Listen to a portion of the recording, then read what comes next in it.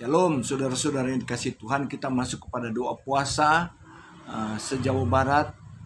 Dan ada firman Tuhan yang akan disampaikan pada hari ini di dalam Lukas pasal 23 ayat 43. Kata Yesus kepadanya, "Aku berkata kepadamu, sesungguhnya hari ini juga engkau akan ada bersama-sama dengan aku di dalam Firdaus."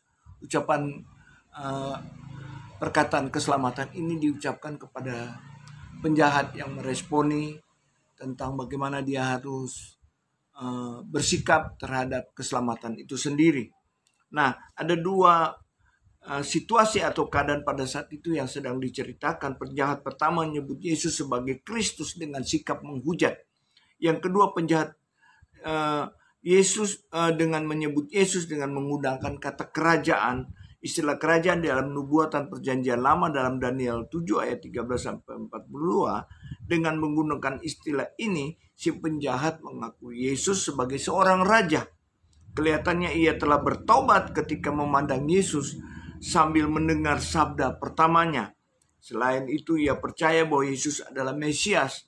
Kebenaran identitas Yesus adalah Allah yang menyelamatkan, jelas terungkap bagi penjahat.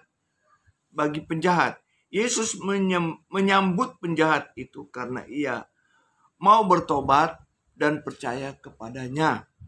Pertobatan adalah suatu tindakan yang harus dilakukan dalam Markus 1 ayat 4 dan membutuhkan pengakuan secara pribadi bahwa ia berdosa dan membutuhkan pengampunan. 1 Yohanes pasal 1 ayat 7-9 berkaitan dengan pertobatan.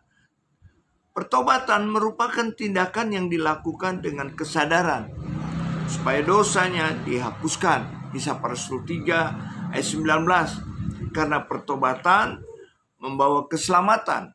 2 Korintus 7 ayat yang ke-10. Pertobatan dan keselamatan yang diperoleh oleh penjahat tersebut adalah anugerah Allah. Dalam Efesus 2 ayat 8-9 demikian. Sebab karena kasih karunia kamu diselamatkan oleh iman. Itu bukan hasil usahamu, tetapi pemberian Allah. Itu bukan hasil pekerjaanmu. Jangan ada yang memegahkan diri. Kesimpulan dari apa yang saya sudah sampaikan hari ini yaitu,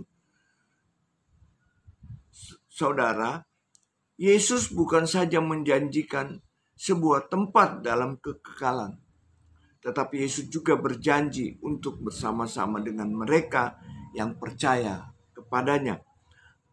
Dalam kesempatan ini ada 3 pokok doa yang kita bisa panjatkan berkaitan dengan pembacaan kita pada saat ini.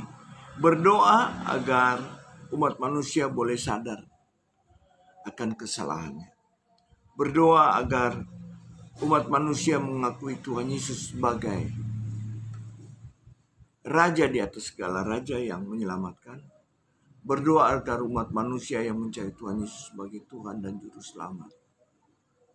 Saya pikir itu saja kebenaran firman Tuhan, sehingga apa yang kita bisa baca dan renungkan, serta ada pokok-pokok doa yang kita akan lakukan. Biar Tuhan memberkati kita sekalian. Amin.